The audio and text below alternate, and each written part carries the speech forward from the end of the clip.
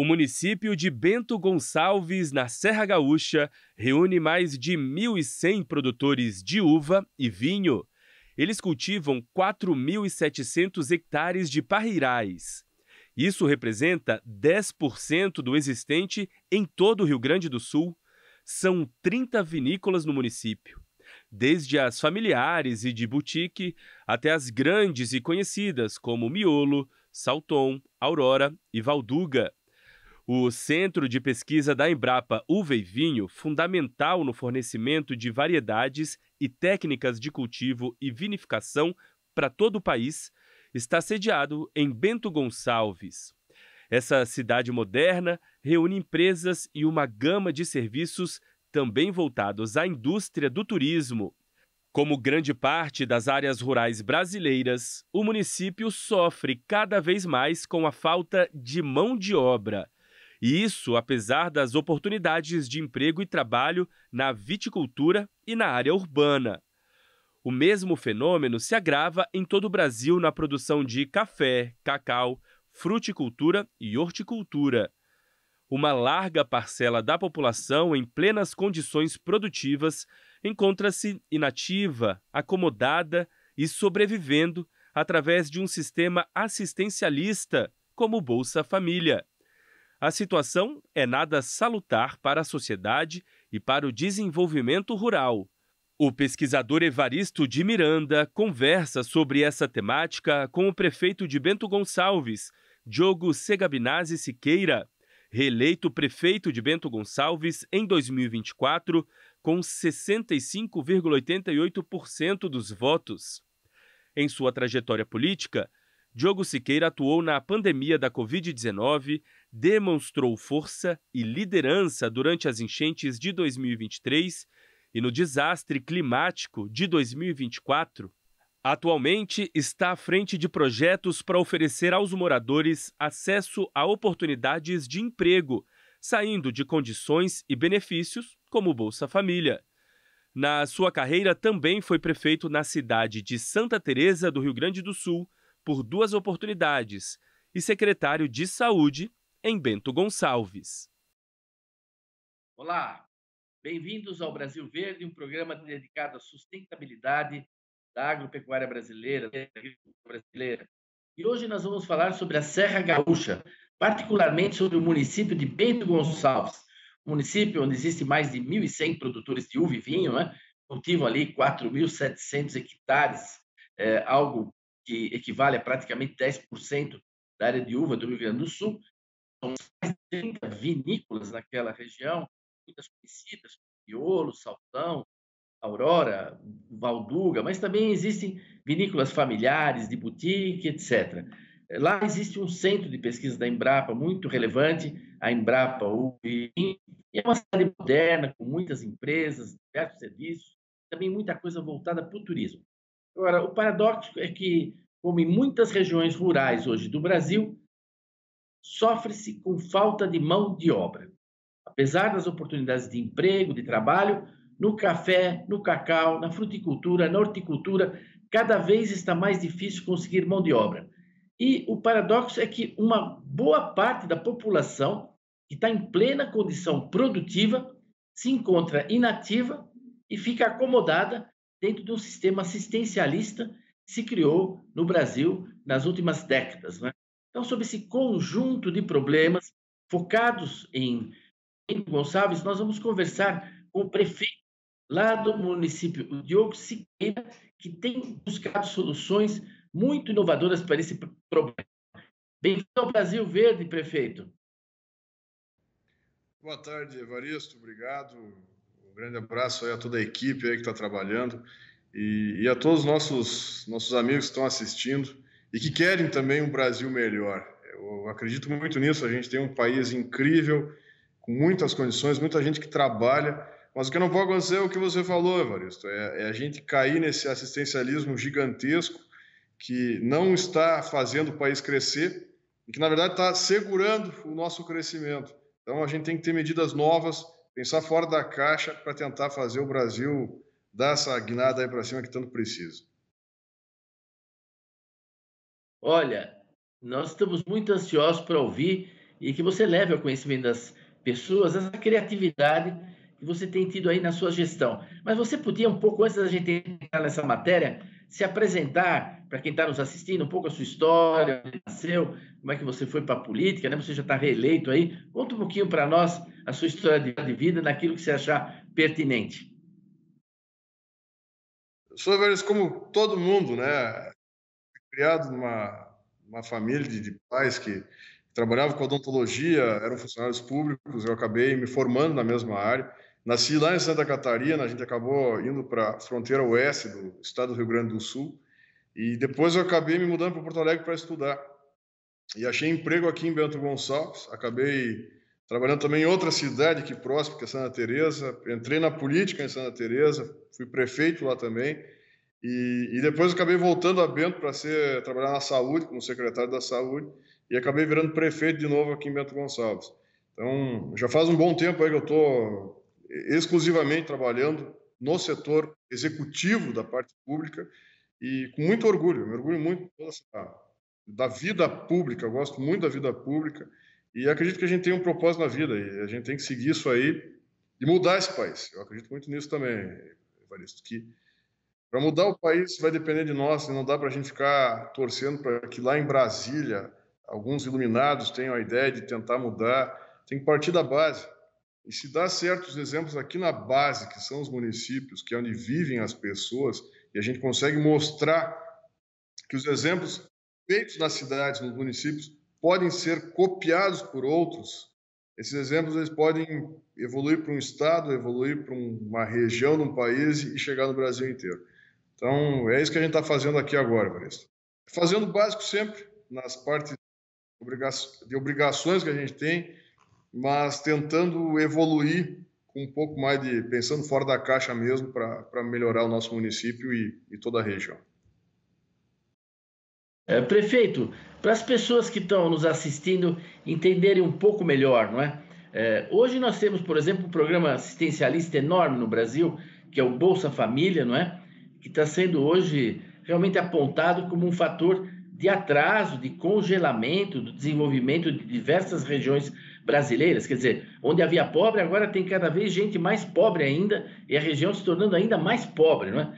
E parece para muitas pessoas que isso é uma questão federal, do governo federal. Mas as prefeituras têm uma participação importante nesse programa, e o senhor teve uma atuação aí inovadora, como o senhor disse no começo do programa, fora da caixa. Explica direitinho, assim, do começo mesmo, o que o senhor enfrentou, o que o senhor está fazendo, os resultados que o senhor está obtendo nesse sentido de reintegrar ao mercado de trabalho pessoas que estão em condições de estarem ativas, né? Nós precisamos superar no Brasil essa laborfobia, né, que nos afeta. Evaristo, o Bolsa Família é o maior programa assistencial que tem no Brasil. Por muito tempo ele foi um motivo de propaganda do Brasil como uma forma de erradicar a pobreza, de diminuir toda a questão de fome no país inteiro. Eu acredito que teve a sua importância lá atrás. Eu acredito que ele foi realmente muito importante em um determinado período, mas o que aconteceu é que, com o tempo, a gente teve essa dependência intergeracional. Os pais ganhavam Bolsa Família, os filhos foram ganhando Bolsa Família, e isso foi se multiplicando no Brasil inteiro. Eu entendo que o diagnóstico do Brasil, por não estar crescendo, a principal razão é o excesso de assistencialismo. Acredito que nenhum país do mundo vai crescer se tiver 25% da sua população dependendo de um programa assistencial. É uma conta básica. Em cada 4 pessoas no Brasil hoje não está trabalhando, está dependendo desse programa assistencial. E aí você tem uma parcela que já está aposentada, você tem uma parcela que está estudando, você tem uma parcela aí que está em algum benefício do INSS, e aí tem uma parcela pequena que está trabalhando. Então, tem estados no Brasil que tem mais pessoas encostadas no benefício do que realmente contribuindo para toda a sociedade. 25% da população, 50 milhões de pessoas hoje recebem Bolsa Família. Você tem um gasto de 160 bilhões de reais para manter esse programa. Então, eu, tendo esse diagnóstico que o Brasil não vai crescer com esse excesso de benefícios assistenciais, a gente tem que fazer alguma coisa para acabar com isso. E é pegando esses que têm saúde, que podem trabalhar, que deveriam estar trabalhando, não tratar essas pessoas com coitadismo, é tratar como se tratava antigamente. Tem saúde, tem condições, tem que trabalhar. É passar a régua nessas pessoas. É deixar esse benefício para quem realmente precisa. Mas esse cara que tem 30 anos de idade, que não está trabalhando, está recebendo benefício, tem que tirar desse salário. Ele não vai querer trabalhar se estiver ganhando R$600 por mês. E é isso que a gente está fazendo aqui em Bento. É não tratando como uma questão de assistência pública. A gente está tratando como uma questão de empregabilidade. Existe a necessidade das pessoas trabalharem, existe uma necessidade de crescimento das empresas, e eu tenho que linkar esses dois lados. Empresa e empregados. Tirar esse especialismo e colocar no mercado de trabalho. E aí, como é que a gente faz isso, Evaristo? A gente busca um por um em casa. Eu coloco um carro, eu coloco a equipe de desenvolvimento econômico, busco na casa essas pessoas, passo o currículo delas, levo até a empresa mais próxima que está precisando de emprego, a gente oferta a algumas empresas um leque de trabalho para elas poderem escolher, levamos no primeiro dia de trabalho e essa pessoa vai começar a trabalhar e vai ser cortado o benefício. Isso tem dado um resultado incrível. E para ter uma ideia, Evaristo, Bento Gonçalves é uma coisa que eu me orgulho muito. Nós temos um bom IDH aqui no nosso município, mas nós temos esse dado do Bolsa Família, que Bento é o município que tem o menor número de Bolsas Famílias do Brasil inteiro. Nos municípios acima de 100 mil habitantes, nós estamos em primeiro lugar. Nós estamos como o único município do Brasil todo que tem menos de 2.000 famílias cadastradas no Bolsa Família acima de 100 mil habitantes. Então, eu tenho um orgulho gigantesco da nossa população estar trabalhando, dos empresários locais, as entidades locais de empresas, dos setores, entenderem que tem que fazer a sua parte e que não é só culpar o governo federal. Uma coisa que eu digo, Evaristo, entrando presidente, saindo presidente, só aumentou o número de benefícios. E a gente tem que ser sincero com todo mundo. Não adianta eu só ficar culpando o presidente atual que está lá agora, que criou esse excesso de assistencialismo, mas cada vez que entrou alguém, se aumentou. Aqui no estado agora a gente tem auxílio para estudante do segundo grau do ensino médio para poder estudar. Agora o governo federal também criou mais um benefício para colocar estudante do ensino médio receber mais um valor. Então, poxa, a gente vai dar cada vez mais dinheiro para assistencialismo e os deveres que nós temos como população. A gente não vai falar dos deveres, a gente não vai falar que chegando à maioridade tem que começar a trabalhar, que antigamente era assim que funcionava. Na família, os pais chegavam e diziam para o filho: vem cá, tia, quando chegar à maioridade, tu vai começar a trabalhar. Se estiver estudando, tu vai ter que dar o teu jeito, meu filho. E é isso que a gente tem que começar a falar como sociedade. A culpa de todo esse aumento de assistencialismo, a gente não pode tirar também a parcela de toda a sociedade. Nós escolhemos essas políticas públicas lá atrás e agora, como sociedade, a gente tem que ter a inteligência suficiente para entender que não deu certo, começar a falar a verdade para todo mundo e mostrar que esse excesso de assistencialismo, de coitadismo que a gente entrou nesse círculo vicioso que parece que só piora, a gente tem que começar agora a dar um basta e voltar a entender que, como antigamente, pode dar certo de novo. Olha, excelente, prefeito. Nós vamos fazer um pequeno intervalo e a gente já volta para continuar aprofundando esse tema. É 1 minuto de intervalo e já voltamos aqui na entrevista com o prefeito de Bento Gonçalves. Até já!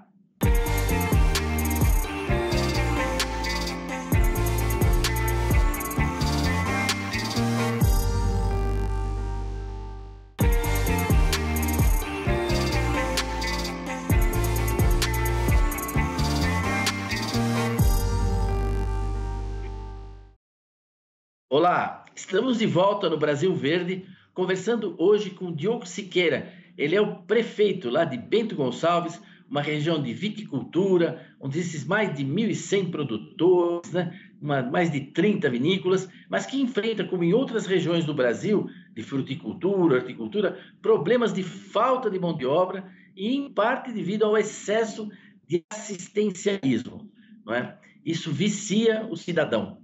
Gente que poderia estar trabalhando, não está trabalhando.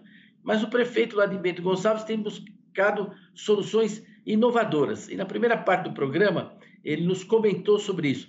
Prefeito, o senhor pode agora, retomando essa segunda parte, só resumir um pouco os resultados que vocês vêm obtendo nessas visitas às pessoas que estão em idade de trabalhar e que estão dependendo de programas assistencialistas? Está tendo um resultado muito positivo, porque a primeira questão é a gente dar uma moralidade a todo esse programa. Para ficar no Bolsa Família, a pessoa precisa realmente comprovar que necessita desse programa. Então, é lógico, vai ter aquela senhora com 4, 5 filhos que não conseguiu fazer um planejamento familiar, que deu um azar de pegar 2 maridos, um pior que o outro, e aí realmente precisa ter essa ajuda de Estado para essa mulher poder passar um mês com os filhos. E lógico que não é esse o foco, a gente precisa tentar ajudar essas pessoas. Mas quando eu acho um adulto de 30 anos, que tem saúde, que tem condições de trabalhar, e a gente corta esse benefício dessa pessoa, eu fico muito feliz, porque a gente vai botar no mercado de trabalho e vai deixar ele se virar como todo mundo tem que se virar. Não tem nenhuma justificativa para um adulto com saúde ficar encostado num benefício desse. E tendo necessidade de mão de obra nas empresas locais e na agricultura. Então, esse trabalho está dando um resultado muito positivo. Nós reduzimos mais ainda o nosso número de Bolsas Família e a gente está conseguindo empregar essas pessoas. Então, é um pouquinho por vez que está avançando agora o trabalho. E na questão que a gente vê, a parte de mão de obra na agricultura é uma questão bastante complexa, porque a gente necessita de muita mão de obra num período muito curto, que é a colheita, e aí nós dependemos de pessoas que vêm de outras regiões, pessoas que passam ao longo dos anos fazendo esse tipo de trabalho de colheita do alho, da cebola, da uva, da maçã em Santa Catarina. Então, essas pessoas são necessárias para a gente fazer essa colheita o mais rápido possível nesse curto espaço de tempo. Então, a gente vê que já tivemos problemas antigamente, já houve um avanço muito grande dos agricultores, das empresas locais, mas, falo mais uma vez, enquanto houver esse excesso de assistencialismo, enquanto não for revista essa regra e facilitar, desburocratizar a contratação das pessoas, a gente vai ver problemas acontecendo no Brasil inteiro. Então, tem que ter essa conversa entre todos os setores, entre as instituições, para que a gente consiga melhorar isso e não ter risco para ninguém lá na frente. Quer dizer que na prefeitura, para quem está nos assistindo, de Bento Gonçalves, é como se ele tivesse um duplo cadastro. Ele tem o cadastro das pessoas que estão nos programas assistencialistas, então uma análise, uma gestão desse cadastro é feita, identificando essas pessoas que têm potencial, deveriam estar trabalhando, e ao mesmo tempo tem um cadastro, vamos dizer assim, de contato com as empresas, com as ofertas de emprego, né?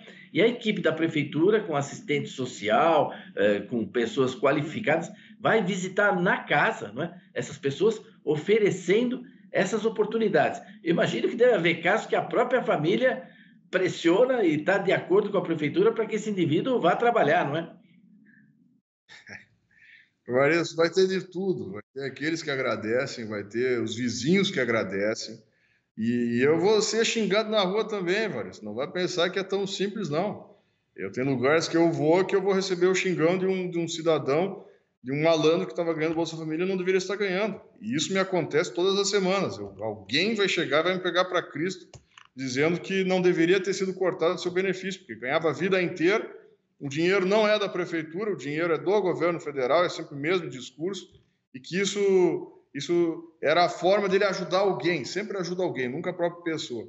Então, isso aí eu não tenho pena, não. Eu acho que o malandro que não deveria estar ganhando tem que ser cortado. E a gente vai passar de casa em casa mesmo. A gente vai fazer esse trabalho com muita transparência, não é jogando fora da regra, é ofertando oportunidade. Deixar muito claro isso, mas a gente está dando a chance da pessoa ter a melhor ferramenta social, que é o trabalho. A melhor ferramenta de dependência da vida de uma pessoa é o trabalho. Isso a gente tem que ter orgulho de dizer. O que não posso ter orgulho é chegar e dizer que minha cidade tem um número gigantesco de Bolsa Família e que isso está girando a economia local. Isso é uma bobagem sem tamanho.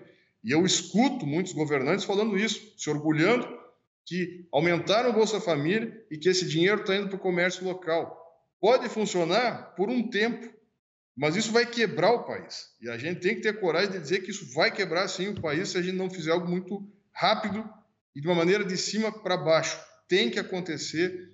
Todos os municípios têm que fazer a sua parte e todas as sociedades têm que cobrar das suas prefeituras também para fazer essa fiscalização. Eu não acredito que o governo estadual, o governo federal vai querer diminuir os benefícios. Eu não acredito. com toda tranquilidade, não acredito nisso. Pelo contrário, acho que cada governo que entra vai querer criar mais benefícios. Eu vejo vereadores, muitas vezes, entrando cheio de vontade, querendo criar mais benefícios e direitos para a população. O que eu estou fazendo aqui é o contrário. É falar dos deveres, falar que todo mundo tem as suas obrigações como sociedade, e nós não podemos ter medo e vergonha de falar isso. É começar a parar de falar de direitos que não deu certo como sociedade e começar a falar dos deveres que todos nós temos, cada um como cidadão do seu município e do Brasil inteiro. Prefeito, o senhor tem uma gestão aprovada, o senhor foi reeleito, não é? E outros prefeitos já o procuraram, outras prefeituras têm buscado, não, vamos dizer assim, ter Bento Gonçalves como um modelo, né? Mas como um exemplo, né? Um exemplo que merece ser analisado, criticado, melhorado. Outras prefeituras já o procuraram, estão seguindo esse caminho? Já tivemos, assim, a procura de vários prefeitos. A gente está tentando colocar agora em toda a Serra Gaúcha esse trabalho, as prefeituras maiores já estão fazendo sua parte também. Nós vimos outros municípios e outros estados também começando o trabalho que a gente começou há 2 anos atrás, já de tentar empregar esse povo todo. E isso é uma questão de ordem em todos os municípios, Evaristo. Eu acredito muito que a gente tem que parar, eu uso o termo coitadismo, tratar todo mundo que está em vulnerabilidade como coitados. Parece que era moda fazer isso aí, todo mundo que tinha alguma vulnerabilidade, a gente tem que tratar com toda a equidade possível, com a igualdade. Acredito nisso também, acho que tem que ser feito isso. Mas chega um momento que tem que ser cortado o cordão umbilical. Cada um tem que se virar. Não dá para ficar o Estado, eu digo Estado, letra maiúscula, todas as esferas, passando a mão na cabeça das pessoas, tratando como coitadismo e deixando o resto da vida aí ganhando uma migalha do Estado. Isso não pode acontecer, a gente tem que falar a verdade.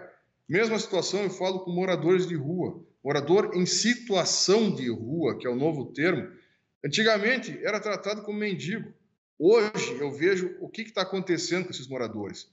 Muita droga, é o crack, essa epidemia que está acontecendo de crack em tudo que é cidade, Cracolândia surgindo em cidades de médio porte, a gente está vendo agora também, era algo que só via em grandes cidades. E por que a gente está perdendo esse controle? Porque todas essas situações dessas pessoas que se perderam na vida foram tratadas primeiro como uma questão de assistência social. Depois foi pego a questão da saúde, que era uma questão de saúde, que tinha que tratar essas pessoas. Bom, aqui no meu município, a gente dá casa de passagem, a gente oferta comida para essas pessoas, roupa, a gente oferta tratamento para drogas, mas não funcionou. Eu vi só aumentar cada vez mais esse número de moradores de rua, de pessoas usuários de crack. O que a gente começou a fazer? Nós invertemos a lógica. Em primeiro lugar, nessas situações, eu coloco a segurança pública e falo com muita transparência isso e tranquilidade. A primeira coisa que eu vou fazer é vistoriar todos os antecedentes dessa pessoa. A gente vai fazer revista para ver se tem armas, se tem drogas envolvidas com essa pessoa. E aí, depois, sim, a gente vai dar uma chance para ela. A gente vai ofertar emprego, a gente vai ofertar uma casa de passagem, nós vamos ofertar, se nada funcionar, uma passagem de ônibus para essa pessoa voltar à sua cidade de origem, e a gente vai fazer com muita tranquilidade, vai pegar dentro de um carro, vai botar na rodoviária e vai levar essa pessoa até a sua família e que essa família cuide dela. Falo mais uma vez, os deveres de sociedade. Todo mundo tem que ter a sua parte. Não é cada município tem que abraçar todo mundo e resolver o problema de todo mundo. Isso a gente está fazendo todo santo dia aqui em Bento Gonçalves e vai seguir fazendo, porque são deveres que nós temos que ter como cidadãos. Como prefeitura, eu tenho os meus deveres e a gente vai colocar para toda a sociedade também. Prefeito, nós estamos caminhando aqui para o final do programa.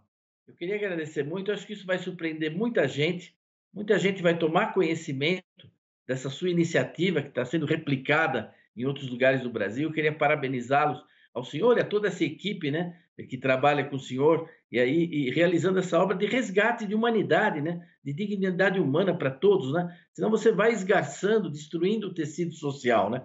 Eu queria lhe passar a palavra para alguma consideração final que o senhor queira fazer, desde já agradecendo a sua participação em nosso programa.